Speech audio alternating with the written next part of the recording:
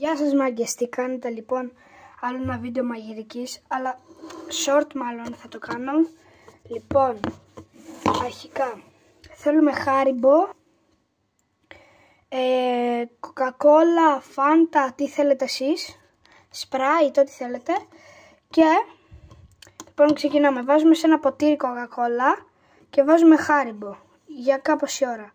Και μεγαλώνει, το βγάζουμε και το βάζουμε στο ψυγείο με τα άλλα Haribo και κλείνω. Θα χορέψω εντάξει, άνοιξε το ψυγείο και κοιτάξτε πως έγινε μάγκες. Κοιτάξτε, να δοκιμάσω.